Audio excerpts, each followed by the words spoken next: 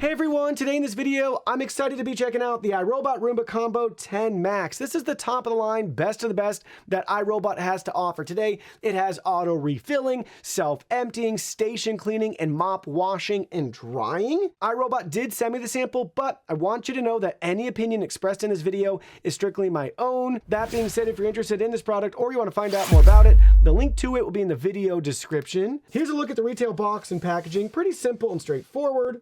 See some cool product images right there. Get a better feel for the internals of our station as well as the underneath of the Roomba itself. And then we have some more features on this side of the box highlighted for you right there. Now let's go ahead, let's open it up and see what's inside. Here are all the contents. First up, we have our product literature consisting of our quick start guide and safety manual, troubleshooting information, and warranty info. Next, you'll find our side cleaning brush, extra vacuum bag. We have our power cord and cable. We have an extra filter, extra mop pad. We have a roller for our station. And speaking of station, we have two pieces for the station, basically a ramp and then the main unit. And then last but not least, our Roomba. Now let's go ahead, let's look at the station and the Roomba in more detail. Starting with the station, they designed the dock, so basically you can use it as an end table at the top, which is really neat. So you could set stuff up here and you won't have to move them to get access to the clean or the dirty water tanks. Your controls are front and center, easy to reach. Here's a look at the left side profile with iRobot's logo and branding, and we have a little cutout for grip down here if you need to move this around. And here's a look at the other side profile, iRobot's logo and branding and the same cutout. Looking at the very bottom, this unit's wider than the camera lens that we have here, but this is the back side and this is the front where the ramp's going to clip into. Take a look at the grip feet here, additional product info, and then we do have our vacuum channel here. So with that self-empty, if it ever gets clogged, you can check in this area and use a Phillips head screwdriver to pull this cover out to clean and remove any obstruction as needed. And now we're looking at the front. This is the top and this is the bottom. On this side, we can pop open the cover to reveal our clean and dirty water tanks. And those slide right out. We have a sticker to remove here with some additional information on them for us. But those slide right out like you see. And then towards the center, we have our tray that has our vacuum bag here for the self-empty that's already installed. So again, they give us an extra one right out of the box. Here's your close-up of the clean water tank. See how that looks from all different sides and angles right there. And then that just snaps shut. Here's your close-up of the dirty water tank. Same thing. It's got your little float here so it knows when the tank is full. Same latch, just snap shut. And both of them slide right back in place. And then further down, this is where all the magic happens, from charging to emptying to cleaning. All of that is done in here. And we have a couple of pieces. One right here that comes out that we can wash and clean and maintain. And we can also install the roller on it. That's gonna go back in here. And then we also need to snap on the ramp. So to get everything set up, we can take that removable tray. If yours is out, go ahead, reinstall it just as how you see it lined up right here. So this will go in first, and then it basically goes over a green piece that's going to fit on this roller brush side, and then that will help this rotate and spin around. So now we can go ahead, we can line that up in there. It just slides right over, and then everything rests inside. So now it should look just like that. The green piece is on this side. Now we have that installed, and we're ready to attach our ramp. So let's get that installed. Just line it up right here, and then it will just gently snap in place. So we just push it on just like that. And now everything's all set and ready to go. So that brings us to our Roomba. Take a look at it from the top. iRobot's logo and branding front and center, one control button, and our mop pad and module lifts up and out of the way. So that's stored conveniently at the very top of the vacuum. We'll look at it from the side. We have our navigational bumper right here with lots of sensors and cameras. So you can see that and the wiggle that it has. Then we can go ahead and pull that plastic protective cover off. We also have one on the lens in there, so make sure you get that one too. Just like that. Continuing to move around the vacuum on the side, this is the flap and hinge, whatever you want to call it, that lifts up and down to move the mop pad as needed.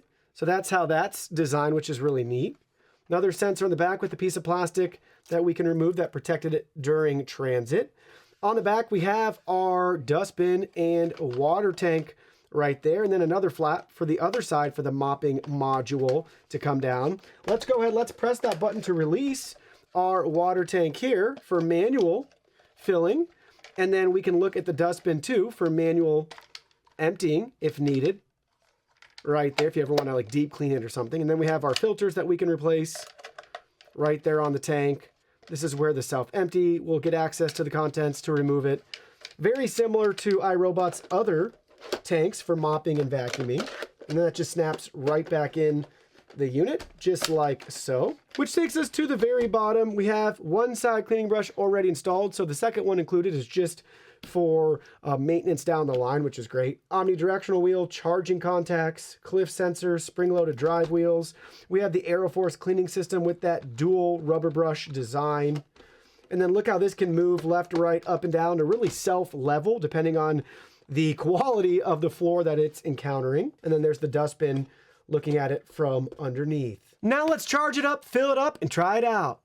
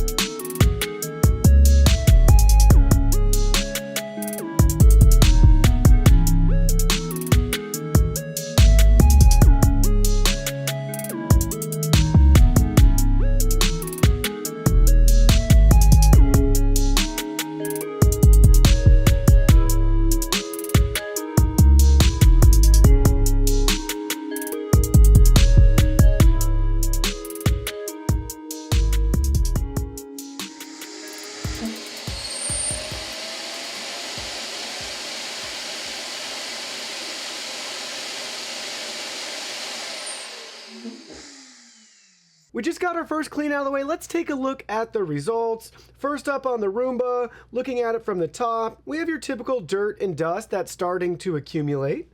We can rotate it around from the side. Make sure every once in a while you're wiping down the sensors and things like that. I already see some hair and a little bit of debris right there.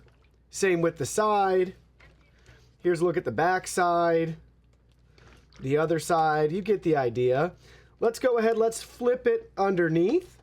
So everything looks great down here. Just a couple of hair tangles at the side cleaning brush. That is as expected. That's not a surprise there. Very common with long-haired pets or human hair. So every once in a while, make sure you're taking that off and cutting the hair away. But no tangles here on the Aero Force cleaning system. This is a fantastic roller and cleaning system for pet hair and human hair, which you'll see in a second. And that second's right now because we're going to go ahead and look at the contents of our dust bin. So I intercepted this before the self-empty so we could see everything that it's going to be vacuuming up. Again, in a real-world cleaning environment, it's me, my wife, 3 kids, and a dog. So the dog has long hair. 3 people in the household have long hair. So let's see those contents right here. Got a piece of cereal in there. Let's get that out. Oh, so messy. Look at that, just packed to the brim. Disgusting, disgusting, disgusting. Look at all of that hair. We got some cereal from our test. So gross. So large debris. The filter's dirty already. But look at all of the household contents here with all the pet hair, the human hair. See the leaf, little piece of plastic bag, crumbs, really fine dirt and dust. You get the idea. Let me go ahead and pop off this filter too, so you can get a better feel there. It's already discolored, trapping a lot of dust. Highly recommend taking some compressed air. That will definitely give you more life in your filters if you do that. Now we can look at the mopping components. Let me go ahead and pull off the mop pad here. It's only been washed by the station in the dock. Nothing else. Still looks really good. Really not seeing much, if any, discoloration yet or any leftover dirt or even debris on the mop pad. And then on the back of the unit, nothing here accumulating, just a little bit of moisture that you can always wipe down. Next, we have the cleaning system here with the removable tray. Wanted to show you what that looks like. Not bad at all. Very easy to take this out and to rinse everything off. We do have some hair and residue starting to settle in just a little bit on there, but not a big deal at all since this is removable and very easy to clean. And then I thought we'd take a look at the dirty water tank here. And if you can see kind of the layer of film to the water, kind of got some smaller floaters in there, but definitely already pretty disgustingly dirty. Let's dump it out just so we can see it through a clear glass dish. So all the solids are now collecting at the bottom right there. So you definitely want to rinse this out and stay on top of that. Keep odors down. And then you get a feel for how dirty that water is right here. Now let me give you an overview of the iRobot app. Here's a look at the Combo 10 Max all set up and ready to go. We can quickly view charging status, although I do wish they showed the percentage. We can see how full the internal water tank is on our Combo 10 Max. We can also check on the dock levels there too for our internal clean water tank and dirty water tank. The dirty water tank is the striped or zebra patterned water drop icon there. We can also view our map settings here. This does support multiple maps. You can hit the plus icon in the top right hand corner to map a new space, and then we can edit our maps here as needed, where we can redivide rooms, relabel them, and we can also set up zones. You can set up keep out zones, no mop zones, and you can also set up clean zones. That's how you can do room or zone cleaning if you enable that in your map. Everything's just drag and drop, reposition as needed, and you can add multiples of each. Further down in the app, we have our favorite section. So if you get some routines and stuff where you like to usually clean, that will favorite them right there for you. And you can configure that as you see fit by adding your favorites. You can build this out however you want. Then we have our schedule option, so you can create a schedule here. So cleaning or do not disturb, up to you. We can add that new schedule. You can choose by time, day of the week, where you want it to clean. Also, you can set up an automation, which is pretty cool when you leave the home. So there's your scheduling. Then we have our cleaning history options here. So take a look at that. We can see everywhere where it cleaned. We also have notifications for things like the vacuum bag was missing. We can begin our review of different obstacles. So you can go through that right here. I'm going to go ahead and say I'm not sure for that first one. This one's going to be not temporary, but it's not technically an obstacle, but we could contribute these datas to the database if you want. And then we got a tiny little thing on the floor there. Temporary obstacle. Boom. We can tidy up. I'm done. There we go. So we can learn more about that. You can see the area, the time, the dirt events too. So it lets you know areas to highly focus on. You get the idea, but all that is built out right here. Pretty cool. Color-coded, everything. Then we have our messages. If you get any messages from the app right here, surveys, tips, tricks, things like that. Then we can view our product health. So letting us know when it's time for maintenance and cleaning. Then we have our product settings. You'll probably spend some time in here where you can adjust things like your cleaning preferences. So how many cleaning passes do you want? Bin full behavior, liquid amount, obstacle detection, basically auto or off, suction settings, low, medium, or high, and then pad wash behavior. Then we have our dry pad after job settings here, toggle on or off, child and pet lock, status lights, tons of languages, multiple voices for each language. We can reboot. We can also view our network settings there. Then further down, owner's guide and help section. And then lastly, we got the new job option. So just like our favorites, this is where you can pick and choose your clean. Which mode do you want? Suction settings, liquid amount, smart scrub on or off, and how many cleaning passes you want. All of that can be set up right there.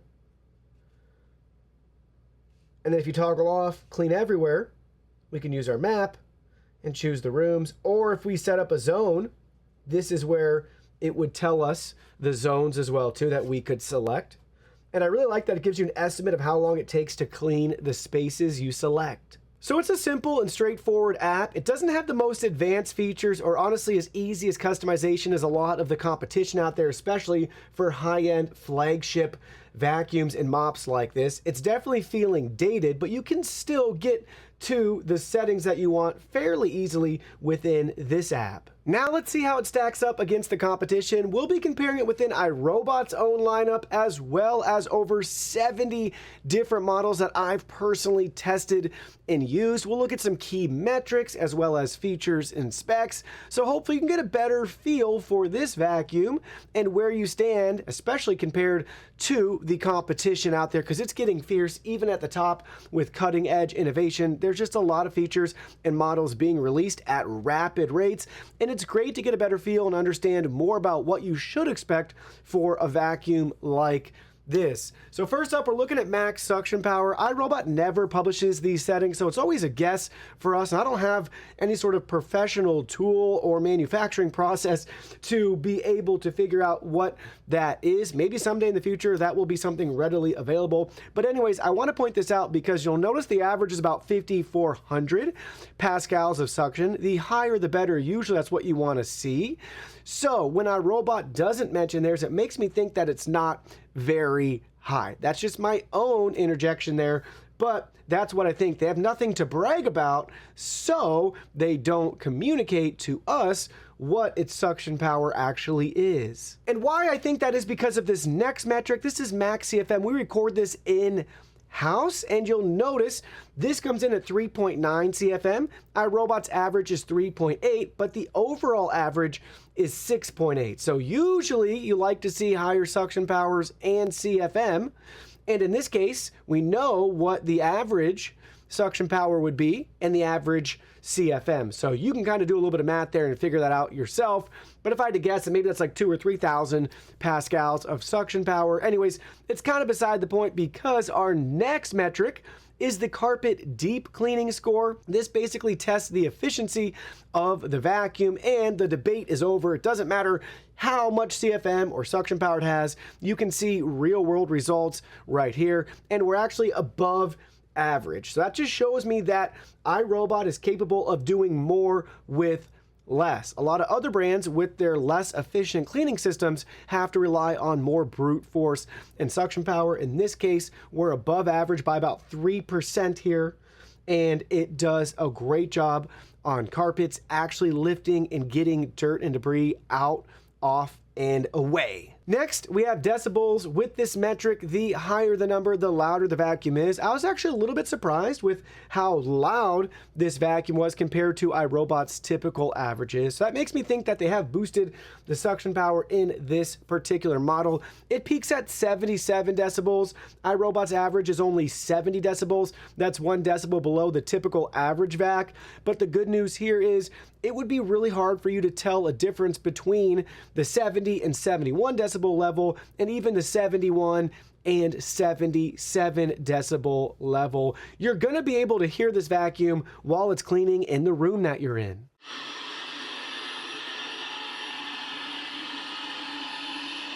Next, we have battery life measured in minutes. This has a 120-minute runtime. That's going to be 15 minutes above iRobot's average, but that's 40 minutes below the typical average vacuum. So where does that leave us? Well, this has the ability to recharge and resume, so it's basically a moot point. Doesn't really matter, especially if you're like me and you run it either during the day when you're out of the house, if you're at work, or if you're asleep at night. It doesn't matter if it needs to go back home and recharge, because there's such a long window of time where nobody's in your space. Again, it's a moot point. But for some of you out there, if you have a massive square footage or first floor and you want everything done in one clean as quickly and as fast as possible, that's where you would value a vacuum that has a greater runtime to be able to do it all in one pass. And the reason becomes pretty clear why we have the longer runtime with this model versus other iRobot models. That's because the battery is substantially larger. It's actually above average, which is really interesting to see here, even though we're 40 minutes less in runtime. Usually it's the opposite way, where iRobot is really efficient to get more with less. In this case, we're right at that average, give or take a little bit of milliamp hours, but we're 40 minutes under that runtime. But there's also a lot of moving parts with the 2-roller system and that unique mop lifting that I think take away from its runtime. Next up is height. This is measured in inches. Since this vacuum is not equipped with LiDAR navigation, you'll notice we don't have that little module up at the top. So we come in right around 3.4 inches, which is 0.3 inches below the average. And that average has a large mix of vacuums with LiDAR navigation that skew that higher, that come in closer to the 4-inch range. Next up is dustbin capacity. This is measured in milliliters. We're talking about the internal dustbin for vacuuming on the Roomba. This is 100 milliliters less than iRobot's average and 120 milliliters less than your typical robot vac, but both of those results have a mix of vacuums with and without self-empty. This is a self-emptying unit, so don't forget that. It doesn't matter how large the dustbin is, it goes back home and empties itself. So just keep that in mind. You tend to find larger dustbins that skew to that 400, 500 milliliter range for models that don't have self-empty. That just allows you, the user, to manually empty the dustbin less. Since everything's being emptied into a vacuum bag that you don't have to empty weekly or even monthly, it's really not a big deal. It's much better to have the self-empty with the smaller dustbin, since you have a much larger dust bag, than a slightly larger dustbin and not have the self-empty feature. Moving right along, we're going to talk about the internal water tank capacity, again, in the Roomba itself. This is able to come back and refill its water tank as needed, so this is also a moot point. But I did want to point out that it's about 80 milliliters less than the typical iRobot average, but that average skews higher because we have BravaJet information in there too, and those are just dedicated to mopping, so they have a larger internal water tank. It's well within the typical Roomba mopping lineup in regards to internal water tank capacity, and it's right at the average that we're seeing across the competition. Next up, we have hot water mop washing. This does not use hot water to wash its mop. It does have mop washing, which is great, but I did want to mention, out of all of the mop washing robots in vacuums, only 34% of them have hot water washing. So it's definitely something that's out there. It's not going to be as common as having one that does it, but on the flagship model like this, usually you would find that feature. Next, we have the auto-retracting mop. This is unique to iRobot. I haven't seen it on any other vacuums out there. Most have a mop lift or mop removal, but they don't have the auto-retracting up and out of the way with the storage up at the top. It is really cool to watch and super clever, and it definitely feels like a marvel in engineering. So when we look at mop lift height, I just put infinity because it's going to be up and out of the way, and it's not going to make contact with your carpets, which is nice that they guarantee that, because even with the mop pads that lift up and out of the way, you'll see that the average lift is only 10.1 millimeters. Depending on your carpet or rug, that may or may not be enough to prevent contact from that wet mop pad rubbing on your carpets. Next, we have dual rubber brushes. That's not common on a lot of other vacuums out there. We're just starting to see it trickle in on some Roborock models, but it's few and far between. I can't speak highly enough of that AeroForce cleaning system. The theme here is they definitely get more with less. Well, technically they get more with more since they have 2 brush rollers. Moving right along while we're talking about the brushes, this vacuum does not have main brush lifting. It's not super common out there, but there are some vacuums that do have the ability to lift up their brush rollers when they're mopping or they detect spills on the floor just to prevent any sort of wetting or contamination or things like that. It's pretty clever. I expect to see more of that in the future. Not a deal breaker for me with the way that their AeroForce cleaning system is designed. It is able to lift up and down a little bit and self-level all on its own depending on how level your floor is. And same can be said with the side cleaning brush. Some models out there now from the competition have the ability to lift up that side cleaning brush. So again, when it's mopping and there's a spill on the floor, it's not going to spin or have the side brush go through the mess. And speaking of side brush, this does not have side reach. There's some models out there now that can kick out that side brush even further to reach into the corners. I was really hoping we'd see a feature like that on this Roomba, but it's just not time. It's also not time for Mop Extend either, which is a bummer too. I really like that ability. I'm not sure how you would do that with this unique design where it lifts up anyways, but I'd love to see that in the future. Same thing, it can stretch out further, get closer to your baseboards, and even under furniture and some of those hard to reach areas for the rest of the vacuum where they can kind of pivot and swing out. It's really neat, and I'd love to see that worked into future versions of this model. Good news though, we have iRobot's very own smart scrub technology on this vacuum where basically it's smart enough to go back and forth in a constant pressure and mimic scrubbing. So they claim it's 2 times deeper scrubbing than the standard mop. So they're again taking their product and enhancing it with software to help make sure if you have dirty and stubborn stains that it's going to be able to really work those stains and help get them off your floor. Last but not least, let's talk about cost. So as expected with the flagship model, this is going to cost you a pretty penny, so hold on to your wallets. It's twice as expensive as your typical Roomba and twice as expensive as your typical robot vacuum and mop. Again, top of the line flagship features, so you will be paying a premium if you want to be an early adopter for the tech that you see here. So after using the iRobot Combo 10 Max, let me share with you my final thoughts. Here's what you need to know. First, we'll start with the pros.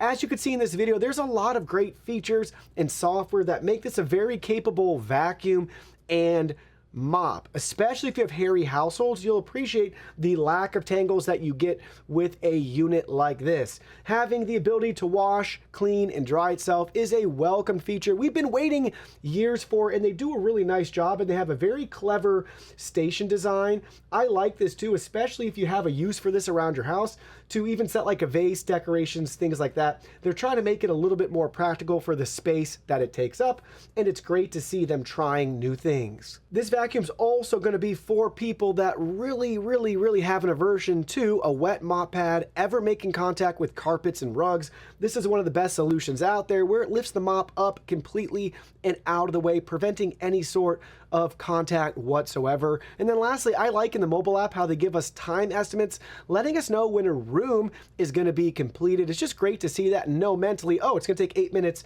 10 minutes, 30 minutes to clean particular rooms around the house. Now, there are some disadvantages and things I'd want to see improve with this in the future, so let's go over those right now. First up, I thought for sure these icons on the top were touch buttons, so maybe you caught that early in the video, maybe you didn't, but they're not touch buttons. They should definitely be buttons that allow us to self-empty, to wash, to dry, to send it back home to charge, to send it out to clean without having to get our phone out. That would be nice to have a touch panel there. Next, in regards to the vacuum, since this is a flagship model, it should definitely have hot water mop washing.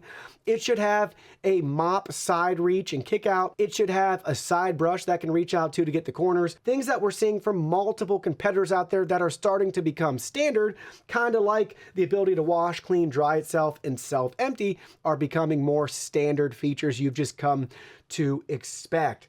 In regards to object recognition, it feels like it's slowing down there, and that's just a bigger theme I'm seeing overall with just the software in general. It's starting to feel dated. The app doesn't give us real-time positioning around our house or anything like that. That would be a welcomed feature to see. So most other vacuums out there will show you on the map where they are in real time while they're cleaning. Definitely an absent and missed feature with this.